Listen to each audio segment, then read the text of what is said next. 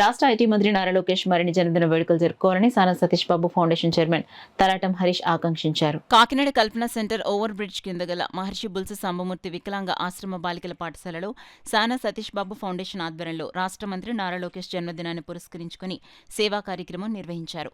కార్యక్రమంలో భాగంగా తొలుత నారా లోకేష్ జన్మదిన కేక్ను Sana Satish Babu foundation chairman Talatam Harish school చిన్నారితో కట్ చేయించి చిన్నారికి తినిపించారు. అనంతరం స్కూల్ చిన్నారులకు భోజనం ఏర్పాటు కోసం Sana Satish Babu foundation chairman Talatam Harish school వార్డెన్కు నగదు అందించారు. అనంతరం ఫౌండేషన్ చైర్మన్ తలాటం హరీష్ సభ్యులు కలిసి చిన్నారులకు భోజనం వడ్డించారు.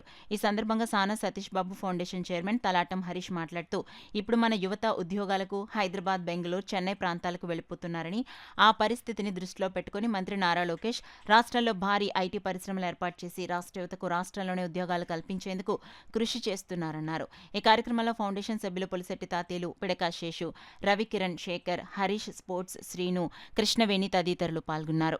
అందరూ నమస్కారం అండి.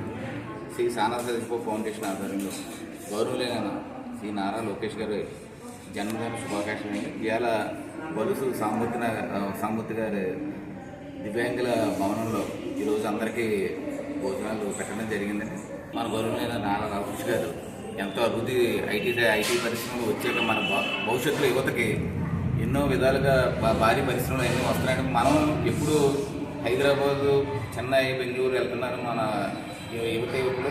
ఈరోజు నెక్స్ట్ వచ్చే జనరేషన్లో మన ఆంధ్రాలోనే ఉండి చదువుకునే ఉద్యోగం వచ్చేలాగా భారీ పరిశ్రమలు ఆంధ్రప్రదేశ్ తీసుకొచ్చి యువకులకు ఉద్యోగ అవకాశం మన ఆంధ్రప్రదేశ్లో వస్తుందంటే ఇప్పుడు నెక్స్ట్ హైదరాబాదు, చెన్నై, బెంగళూరు నుంచి యువకులు కూడా ఇక్కడ జాబ్ చేసేలాగా పరిస్థితికి వస్తుంది. ఎందుకంటే మనం ఇప్పుడు అక్కడికి వెళ్ళి జాబులు చేస్తున్నాం అందరూ.